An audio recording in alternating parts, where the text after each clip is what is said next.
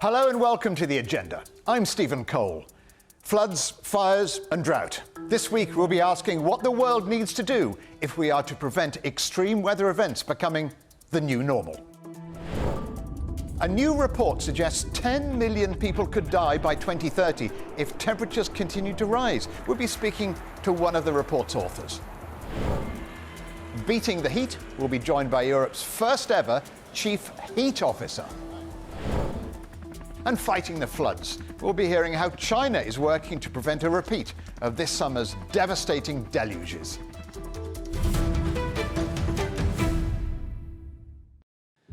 Meet the brother and sister of weather patterns. El Niño, the boy, and La Niña, the girl. Like many siblings, they're rivals and often extremely disruptive. And human-induced climate change can make the siblings' behavior more unpredictable and more dangerous. These weather patterns occur as a result of fluctuating ocean temperatures in what is called the East Central Equatorial Pacific Ocean, but it can also lead to extreme weather in other parts of the world. During normal conditions in the Pacific Ocean, trade winds blow west along the equator, taking warm water from South America towards Asia. To replace it, cold water rises, a process called upwelling. El Niño and La Niña change all that. If a winter is the opposite of what you'd expect, it's likely because of an El Niño event. El Niño weakens trade winds, pushing warm water back east towards the west coast of the Americas. Chances of drought increases for India, Indonesia, Australia, and a large section of the Amazon, with the southern US experiencing increased flooding. El Niño mostly affects developing countries bordering the Pacific Ocean, which depend on agriculture and fishing. El Niño's sister, La Niña, effectively argues with her brother and does the opposite. She cools the ocean surface temperatures, bringing wetter conditions for the same parts of the globe. Now, a La Niña year means colder winters in the north and milder winters in the south. She can also cause a more severe hurricane season.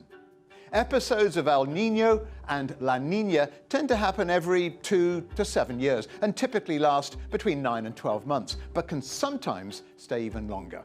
There were back-to-back La Niñas in 2010 and 2011.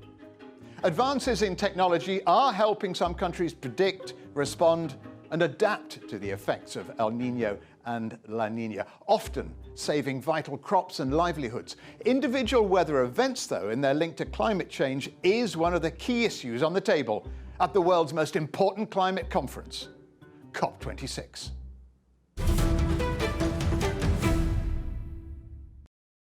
The dangers of extreme weather are becoming increasingly apparent, and a new report is warning governments that as many as 10 million people are likely to die of heat stress from rising temperatures unless we substantially cut greenhouse gas emissions. Well, I'm now joined by one of the authors of that report, Dr Daniel Quiggin, who is the Senior Research Fellow at Chatham House. Daniel, a pretty frightening conclusion. How did you come to it? How did you reach that decision? We made an assessment as to how emissions going forward are likely to reduce, and unfortunately we found that those reductions are insufficient to hold temperatures to 2 degrees and definitely insufficient to hold them to 1.5 degrees. In fact, we found the central estimate indicated that by 2100 temperature rises are likely to be around the 2.7 degree mark, with potentially higher temperatures if countries renege or fall back on the types of policies and ambitions that they're currently pledging.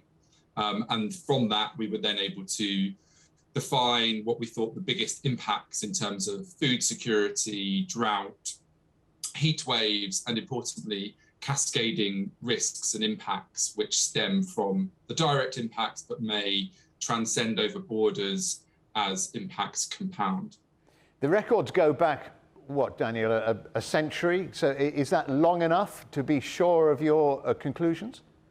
The most important part of this is what countries have been doing in order to decarbonise over the last 10 to 20 years.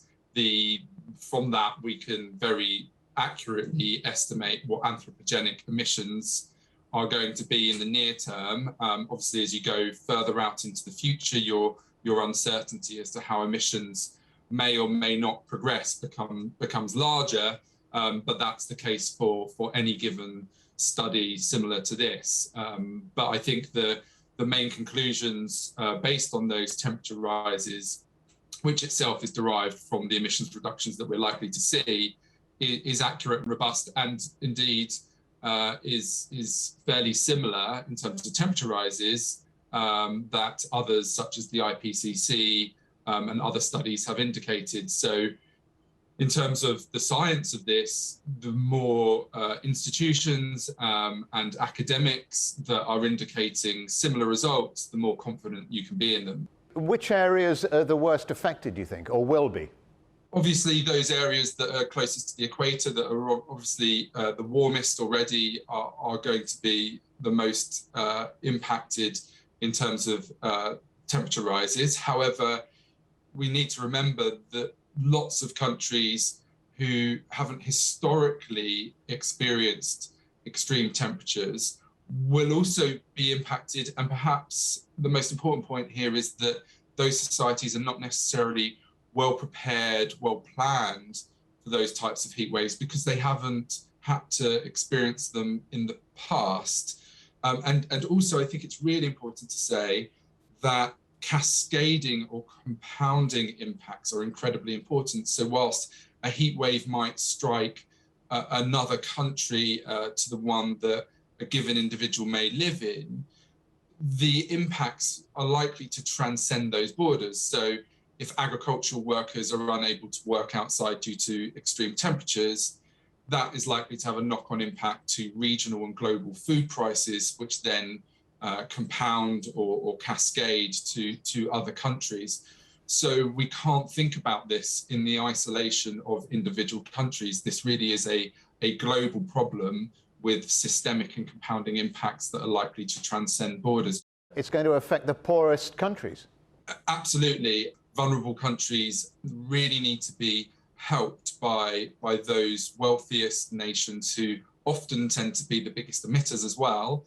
And if we can reduce those vulnerabilities, increase their resilience, increase their adaptive capacity, then the impacts that are already locked in and likely to happen no matter what we do, those impacts will be lessened. So there's two things really that we need to do here: ambitiously reduce our emissions, and also provide climate finance to those countries who are most vulnerable, who's least likely to be able to adapt to the impacts. Do enough people link extreme weather to climate change, do you think? The really important thing to remember here is that it's not just about temperatures increasing gradually over time.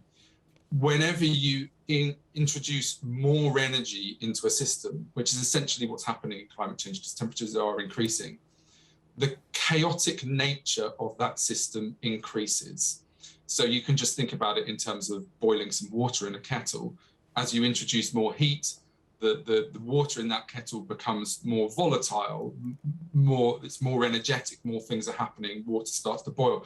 The climate is no different really. So extreme weather is just a function of temperatures increasing and more chaos or a more chaotic nature being introduced to that system. So extreme weather, be that heat waves, flooding, typhoons and cyclones, drought, all of these extremes are very understandable under a more energetic, higher temperature system. And unfortunately, that's going to impact very many areas of our lives. So just to move on to food security for a moment, we know that agriculture is going to need to produce more food. Agriculture needs to be decarbonised as well. And that's a lot about land use. So if we can prevent deforestation in areas and countries like Brazil, then your agricultural or land sector emissions commensurately reduce. So just to finish on the point that I was just about to make, we are likely to need 50% more food by 2050, but we anticipate that yields under the current emissions trajectory that we're on are likely to decline by around about 30% by 2050 at the same time. So you can see that there's the potential for a huge crunch in the availability of food. And indeed, if it's not just availability, then it could also be prices. So food is likely to become more scarce and cost more to consumers. Now, a recent report by the World Meteorological Organization says, although extreme weather conditions are more common, more people are surviving them because they're better at responding to these new conditions. But realistically, how can governments or countries prepare their populations for extreme weather? I think early warning systems are incredibly important. The UK, where I live, is probably one of the world leaders in anticipating extreme weather. But other countries need to be more prepared and warn their citizens earlier. But there are also a lot of adaptation measures that can be put in place.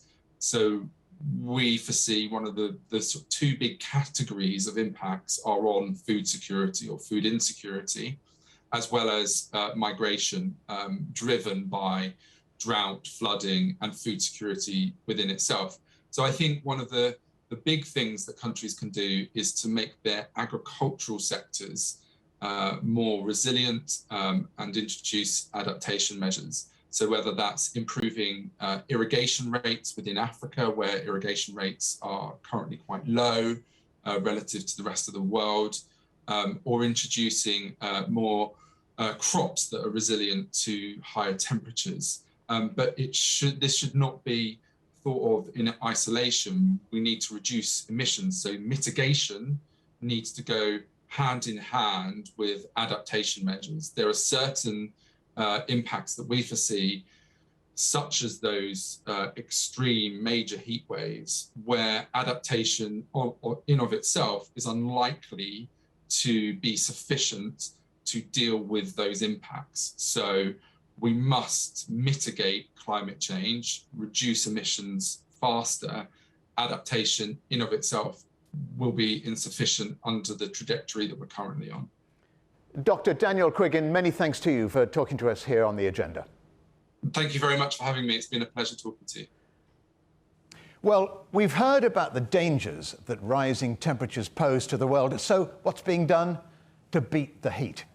Dr. Eleni Miravilli is Europe's first chief heat officer, only the second in the world, and she joins me now from Athens. Dr. Eleni, first of all, tell us how you're going to make Athens and Greece more resilient to heat, especially after the summer we've just seen of wildfires and extreme temperatures. Exactly. And of course, it's not just a problem in Athens. It's a problem all around the world. As we've seen this year, cities have to start really preparing for extreme heat. We've been talking about global warming for decades, but somehow cities have not really been taking seriously the fact that they will be dealing with very high temperatures, both cities in the south and cities in the north as well, unexpectedly, and maybe more with more victims because they're less prepared.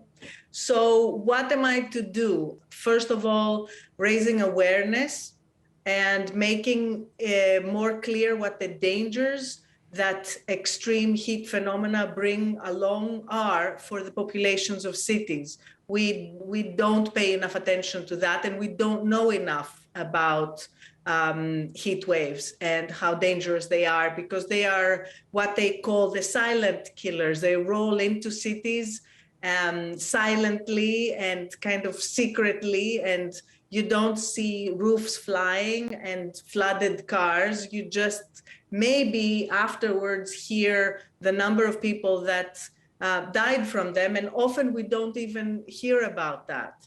So, and there's also a great amount of underreporting for morbidity and mortality that is linked to heat. So we have to make all this much more obvious and evident, and educate both policymakers and the public about it. Part of what we think is going to be a sea change is to start naming and categorizing heat waves. And that would both help the people like yourself to communicate them more clearly to people, but also it would link to policymakers with rolling out specific policies linked on how dangerous each of these heat waves are. And the most vulnerable are, as most people know, the people above 60 years old, women that are pregnant, little children, people that work outdoors or indoors without air conditioning. So people that do manual work are very are very vulnerable to extreme heat. So we have to make all of the surfaces of the city capable to lower temperatures. And that means a radical increase of nature within cities, because that's our best, along with other things like technologies and materials and all that, but mostly trees and water. We have to really bring trees and water into cities in a radical way. The hotter it gets, the more air conditioning we use, and that's responsible for tons of CO2 emissions every year. You're absolutely right. It's a very big problem, not only for CO2 emissions, but also for heating the outside, because it's a vicious circle what air conditionings do, because they blow hot air out into the public sector while they cool the indoors. So it's a very what's it called?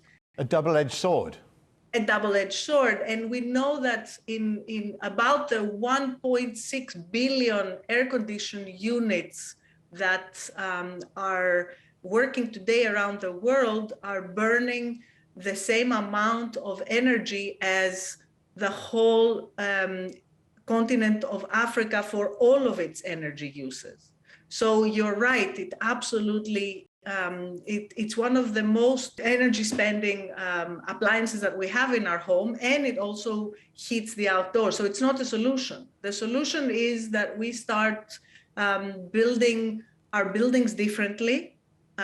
We have been talking a lot about energy upgrades, but we have to start really doing heat upgrading our buildings, like making them much more resilient to heat. Economically, this is a potential problem to try and stop global warming and prevent extreme temperatures and extreme weather conditions. How strong or well equipped is the Greek economy to deal with the measures and make the necessary changes? Stephen, it has never been a priority. All these issues are issues of priority and how you cleverly figure out ways to move to the future. What is your vision of your country in the future? And then you can align the budgets and your policies to actually work for that. We haven't done this at all. This summer has really been a wake-up call for our politicians, who have for the first time started really taking it a little more seriously. Dr. Eleni Miravilli, Europe's first Chief Heat Officer. Many thanks for joining us here on The Agenda. Thanks for having me. Still to come here on The Agenda, we'll be hearing why China is particularly at risk from extreme weather and how local experts are fighting back.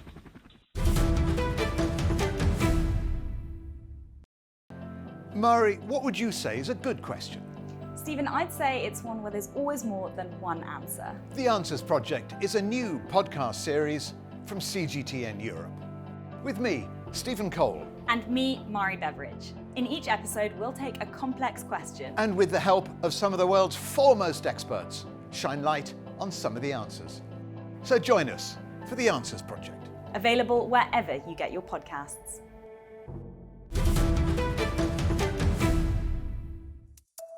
Welcome back to The Agenda.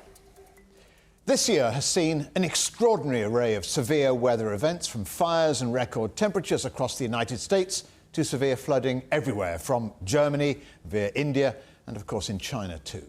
Millions of people have been affected as heavy rains struck across the country between June and August this year. But joining me now to consider why that might be and what might be done to prevent a repeat in future is Wu Changhua, China Director for the Office of Jeremy Rifkin and Executive Director of the Professional Association for China's Environment. First of all, China seems to be quite a frequent victim of flooding. Has that frequency increased, and is it because of climate change? Thank you, Stephen. And definitely, I think if you look at the monitoring data released by Chinese Meteorological Administration, between 1961 to 2000, if you look at extreme precipitations, extreme weather events, particular flooding, definitely that has been increasing gradually. And we all know actually the reason now more than ever. And climate change is definitely the major driving force for intensified and more frequent extreme weather events. And the flooding definitely is one of them. And of course, historically, China has been experiencing, seasonal or, even yearly, annual weather changes. And some of them extremely sort of impactful. But definitely the data and the research all pointing to one direction. If you look at the frequency and the intensity compared to historical data, that definitely has been demonstrating a rising trend. And can you put your finger on what exactly that trend is and why it has increased? Well, I think we call it climate change. Actually, we're mostly talking about global warming. For every 1 degree Celsius temperature rise, the air sucks up 7% more precipitation or water into the atmosphere. And so you're starting to change this sort of atmosphere, hydrosphere, the literally atmospheric dynamics there, right? So then when the conditions actually come together, you suddenly have this downpour somewhere, right? And depending on the air flows, the meteorological conditions, stuff like that. And what impact does that have on agriculture? Huge, actually. When there's too much water, as China experienced, particularly this summer and also into this fall, and the flooding literally submerge and wipe out the crops or harvest for a year. And then, of course, there will be other regions that experience extremely droughts, right? So basically no water. And so that's going to dramatically impacting actually harvest as well. That's why if you look, some parts of the world, for instance, Africa, has been experiencing a famine, literally, right? We're talking about the people literally do not have enough food. So disrupting tremendously the global food system there as well. And what is China doing to prepare for events like these? A lot of things happening in China at this moment. I think conventionally we have this sort of early warning system besides the weather forecast, because we do have data. We have more capabilities in terms of satellite monitoring and sensors, whatever. So we'll be able to tell as early as possible actually what's coming up. So if you look at the sort of early warning system, they're sort of extreme, sort of highly dangerous or hazardous events. That means basically first the schools will be closed, the work will be closed, a lot of facilities will be closed. Why? Because people need to have shelter in order to reduce the impacts or losses or damages there as much as possible. So that has been a major sort of step forward. Then when things happen, the government definitely has this sort of tradition, mobilizing all forces in the society, including military, to come to rescue. But no matter what you do, actually, I think more and more evidence shows climate change is intensifying. We are talking about adaptation and resilience. Somehow, actually, it's literally overwhelming. It seems to me there's no single country at this moment, rich or poor, large and small, is really, really ready to say, yeah, I'm proof, I'm climate crisis proof. There's no single country that can do that. In August, I think it was, China rolled out its blue book on climate change, and it said there are fewer extreme cold waves, but more extreme heat events. So China is obviously a sensitive and significant area impacted by global change, as you've explained so well, with a rise of temperature higher than the global average. Why is that? Well, geographically, China is situated in a region that covers pretty broad climatic zones, right? If you look at the southeast China, that's pretty much located in the sort of tropical area. Like you have, tropical cyclones, typhoons, stuff like that. Then, of course, further to the north, you have the temperate, subtropical and the temporal climate zones there. So overall, I think according to the recent IPCC, the climate science report, Northern Asia, East Asia, and even Southeast Asia happens to be one of the probably most vulnerable regions in the world today, in terms of impact of the climate change issues there. So China is sort of situated right there, right, and covering a large land mass and ranging from different climatic zones. So you have all those factors, actually air flows, weather conditions coming together. So warming is already the major trend. So of course, you started to witness less cold fronts at this moment. In the meantime, as we're talking about it here, precipitations, extreme heat and extreme precipitation events have been intensifying. And that's the major sort of root cause why this country is suffering probably compared to many other parts of the world. Wu Changhua, many thanks to you for joining us here on The Agenda today. Thank you very much for having me, Stephen. It is important to remember that extreme weather is not confined to a few volatile areas, but is a global phenomenon and increasingly linked to climate change. According to the US Data Center, there have been more than 500 regional temperature records broken across the globe already this year, while scientists are warning of what they call extraordinary weather changes. And that's why scientists are warning that extreme weather events are becoming more frequent. The evidence is clear to see, and this year there were major climate disasters in many countries, including the United States, Greece, China, and Indonesia. There were deadly floods, wildfires, and record-breaking rainfall and temperatures. This summer in Europe, there was severe flooding, with a once-in-a-millennium event affecting the Netherlands, Belgium, and Germany, killing at least 230 people. And all of the extreme weather events are major indications of climate change. For example, China experienced its worst sandstorm in a decade, bringing flights to a halt and closing schools. In Beijing, residents had to use goggles, masks, even hairnets to protect themselves from the choking air, with landmarks, including the Forbidden City, obscured behind yellow smog. Hurricane Ida walloped the US East Coast with record-breaking rain days after hitting the Gulf Coast as one of the strongest hurricanes on record to ever strike the US. An intergovernmental panel on climate change said that human influence on climate was unequivocal, and temperature goals were in severe danger of being breached.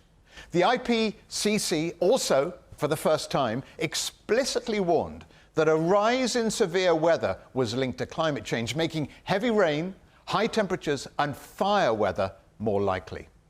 All the extreme weather events are the clearest evidence that the clock is running for action to slow climate change and save the world from yet more damaging extreme weather events. Don't forget you can watch everything from past Agenda episodes and find additional exclusive content on our website, cgtn.com/Europe, or on our YouTube channel. And of course, you can follow us on Twitter, Facebook, Instagram, @CGTN Europe. Coming up on a future Agenda, held to account our verdict on the outcome of COP26. And we'll be asking, have world leaders done enough to save the planet? But for now, from me, Stephen Cole, and all the Agenda team here in London, it's goodbye.